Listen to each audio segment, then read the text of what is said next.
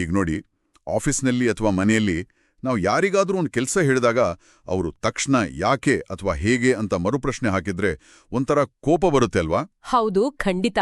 ನಾನೇ ಹೇಳಿದ್ದೀನಿ ಅಲ್ವಾ, ಸುಮ್ನೆ ಮಾಡಿದ್ರೆ ಏನು ಅಂತ ಅನಿಸುತ್ತೆ ನಮ್ಗೆ. ಅದೇ ಇವತ್ತು ನಾವು ಒದಗಿಸಿರೋ ಮೂಲಗಳಲ್ಲಿರೋ ರಾಹುಲ್ ಅನ್ನೋ ಒಬ್ಬ ವ್ಯಕ್ತಿಯ ಕಥೆಯನ್ನ ಆಳವಾಟಿ ನೋಡ್ತಾ ಇದ್ದೀವಿ.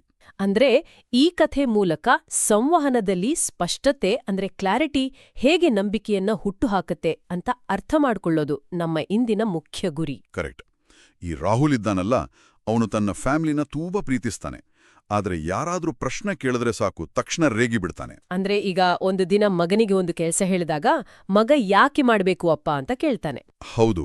ಆಗ ರಾಹುಲ್, ನಮ್ಮ ಕಾಲದಲ್ಲಿ ನಾವು ಹೀಗೆಲ್ಲ ಪ್ರಶ್ನೆ ಕೇಳ್ತಾ ಇರಲಿಲ್ಲ ಅಂತ ಗದರಿಸ್ತಾನೆ. ಇದು ಯಾಕೆ ಹೀಗಾಗತ್ತೆ ನೋಡಿ, ಇದು ಕೇವಲ ಕೋಪ ಅಥವಾ ತಾಳ್ಮೆಯ ವಿಷಯ ಅಲ್ಲ, ಇದು ಅಗೌರವ ಮತ್ತು ಸ್ಪಷ್ಟತೆಯ ಅಗತ್ಯತೆಯ ನಡುವೆ ಇರೋ ಸೂಕ್ಷ್ಮ ವ್ಯತ್ಯಾಸ. ಒಂಥರ ತಲೆಮಾರುಗಳ ನಡುವಿನ ಅಂತರ ಅಂತ ಹೇಳ್ಬೋದಾ? ಖಂಡಿತ. ರಾಹುಲ್ ಆ ಮರುಪ್ರಶ್ನೆಯನ್ನ ತನ್ನ ಮೇಲಿನ ಅಗೌರವ ಅಂತ ತಪ್ಪಾಗಿ ಭಾವಿಸ್ತಿದ್ದಾನೆ.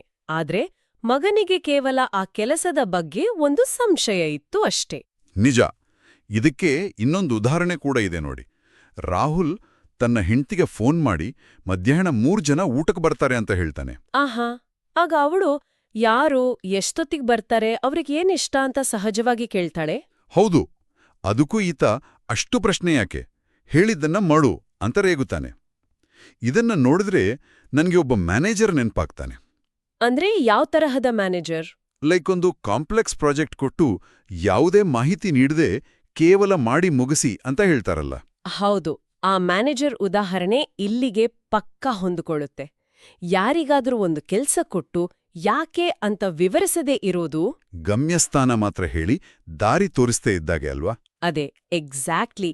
ಹೆಂಡ್ತಿಗೆ ಅಡುಗೆಯನ್ನ ಸರಿಯಾಗಿ ಮಾಡೋಕೆ ಕೇವಲ ಲಾಜಿಸ್ಟಿಕಲ್ ಮಾಹಿತಿ ಬೇಕಿತ್ತು. ಅವಳು ರಾಹುಲ್ ಮಾತನ್ನ ಧಿಕ್ಕರಿಸ್ತಾ ಇರ್ಲಿಲ್ಲ. ಆದರೂ ನಮ್ಗೆ ಒಂದು ಪ್ರಶ್ನೆ ಕಾಡುತ್ತಲ್ವಾ, ಕುಟುಂಬದವರು ಪ್ರತಿಯೊಂದಕ್ಕೂ ಹೀಗೆ ಮರುಪ್ರಶ್ನೆ ಹಾಕಿದಾಗ ನಮ್ಮ ಮಾತಿಗೆ ಬೆಲೆ ಇಲ್ವೇನೋ ಅಂತ ಕಿರಿಕಿರಿಯಾಗೋದು ಮನುಷ್ಯ ಸಹಜ ಅಲ್ವಾ? ಸಹಜನೇ. ಆದ್ರೆ ಈ ತಪ್ಪು ತಿಳುವಳಿಕೆಯೇ ಅಸಮಾಧಾನಕ್ಕೆ ಕಾರಣ ಆಗೋದು. ಅವಳಿಗೆ ಆ ದಾರಿಯನ್ನ ಸುಗಮಗೊಳಿಸಲು ಬೇಕಾದ ಮಾಹಿತಿ ಮಾತ್ರ ಬೇಕಿತ್ತು ಅನ್ನೋದನ್ನ ರಾಹುಲ್ ಅರ್ಥ ಮಾಡ್ಕೊಳ್ಳಿಲ್ಲ. ಹಾಗಾದ್ರೆ ಈ ಕೋಪ ಮತ್ತು ಗೊಂದಲದ ಚಕ್ರದಿಂದ ಹೊರಬರೋದು ಹೇಗೆ? ಕಥೆಯಲ್ಲಿ ರಾಹುಲ್ ತನ್ನ ಶಾಂತ ಸ್ವಭಾವದ ಸ್ನೇಹಿತನನ್ನ ಭೇಟಿ ಮಾಡ್ತಾನೆ. ಹೌದು. ಅಲ್ಲಿಯ ಸ್ನೇಹಿತ ಒಂದು ಒಳ್ಳೆ ಸಲಹೆ ಕೊಡ್ತಾನೆ. ಇಂದಿನ ಕಾಲದಲ್ಲಿ ಜನರು ಭಾವನೆಗಳಿಗಿಂತ ಮಾಹಿತಿಗೆ ಹೆಚ್ಚು ಬೆಲೆ ಕೊಡ್ತಾರೆ ಅಂತ. ವಾವ್. ಅಂದ್ರೆ ಪ್ರಶ್ನೆ ಕೇಳೋದು ಅಗೌರವ ಅಲ್ಲ, ಅವರಿಗೆ ಕೇವಲ ಸ್ಪಷ್ಟತೆ ಬೇಕು ಅಂತನಾ? ಖಂಡಿತ. ಸರಿಯಾದ ಮಾಹಿತಿ ನಂಬಿಕೆ ಹುಟ್ಟಿಸುತ್ತೆ ಮತ್ತು ನಂಬಿಕೆ ಸಂಬಂಧವನ್ನ ಗಟ್ಟಿ ಮಾಡುತ್ತೆ ಅಂತ ಆ ಸ್ನೇಹಿತ ವಿವರಿಸ್ತಾನೆ. ಹಾಗಾದ್ರೆ ಮಾಹಿತಿಯೇ ನಂಬಿಕೆ ಗಳಿಸುವ ಹೊಸ ಅಸ್ತ್ರ ಅಂತ ಹೇಳ್ಬೋದು. ಹೌದು. ಅಹಂಕಾರವನ್ನ ಬದಿಗಿಟ್ಟು ಮಾಹಿತಿಯನ್ನ ಹಂಚ್ಕೊಳ್ಳೋದ್ರಿಂದ ವ್ಯಕ್ತಿ ತನ್ನ ಅಧಿಕಾರವನ್ನ ಕಳ್ಕೊಳ್ಳೋದಿಲ್ಲ. ಬದಲಾಗಿ ಪರಸ್ಪರ ನಂಬಿಕೆಯ ಸೇತುವೆಯನ್ನ ಕಟ್ಟುತ್ತಾನೆ ಅಲ್ವಾ? ನಿಜ. ಈ ದೃಷ್ಟಿಕೋನ ಇಡೀ ಸನ್ನಿವೇಶವನ್ನೇ ಬದಲಾಯಿಸತ್ತೆ. ರಾಹುಲ್ ತನ್ನ ಮಗನಿಗೆ ಆ ಕೆಲಸದ ಹಿಂದಿನ ಕಾರಣವನ್ನ ಹೇಳೋಕೆ ಶುರು ಮಾಡ್ತಾನೆ. ಮತ್ತೆ ಹೆಂಡತಿಗೆ ಆ ಅತಿಥಿಗಳ ಸಂಪೂರ್ಣ ವಿವರವನ್ನ ನೀಡಲು ಶುರು ಮಾಡಿದ ಮೇಲೆ ಮನೆಯಲ್ಲಿದ್ದ ಗೊಂದಲ ಮಾಯವಾಗಿ ನಂಬಿಕೆ ಹೆಚ್ಚಾಗಿದ್ದನ್ನ ನಾವು ಕಾಣ್ಬೋದು. ಇದರ ಒಟ್ಟು ಸಾರಾಂಶವನ್ನು ನೋಡೋದಾದ್ರೆ, ಪ್ರಶ್ನೆಗಳು ಎಂದಿಗೂ ಸಮಸ್ಯೆ ಅಲ್ಲ, ಸ್ಪಷ್ಟತೆ ಅಂದ್ರೆ ಕ್ಲಾರಿಟಿ ಕೊಡದೇ ಇರೋದೇ ಅಸಲಿ ಸಮಸ್ಯೆ. ಎಕ್ಸಾಕ್ಟ್ಲಿ. ಮಾಹಿತಿಯೇ ನಂಬಿಕೆಯ ಬುನಾದಿ ಮತ್ತು ನಂಬಿಕೆಯೇ ಎಲ್ಲ ಸಂಬಂಧಗಳ ಮೂಲಾಧಾರ. ನಿಜಕ್ಕೂ ಇದೊಂದು ಅದ್ಭುತವಾದ ಪಾಠ.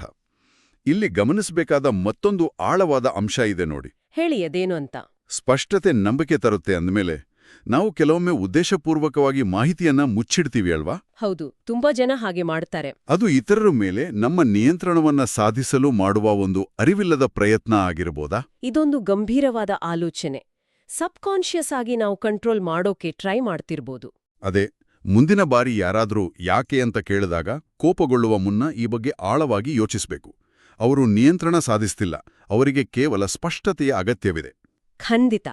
ಆ ಪ್ರಶ್ನೆಗಳ ಹಿಂದಿರುವ ಉದ್ದೇಶವನ್ನ ಅರಿತುಕೊಂಡಾಗ ಮಾತ್ರ ಸಂವಹನ ತುಂಬಾ ಸುಗಮ ಆಗುತ್ತೆ. ಹೌದು. ಇದನ್ನ ನಮ್ಮ ಕೇಳುಗರು ಕೂಡ ತಮ್ಮ ದಿನನಿತ್ಯದ ಜೀವನದಲ್ಲಿ ಅಳವಡಿಸಿಕೊಳ್ಳಬಹುದು ಅಂತ ಹೇಳ್ತಾ ಇವತ್ತಿನ ಈ ಚರ್ಚೆಯನ್ನ ಮುಗಿಸೋಣ.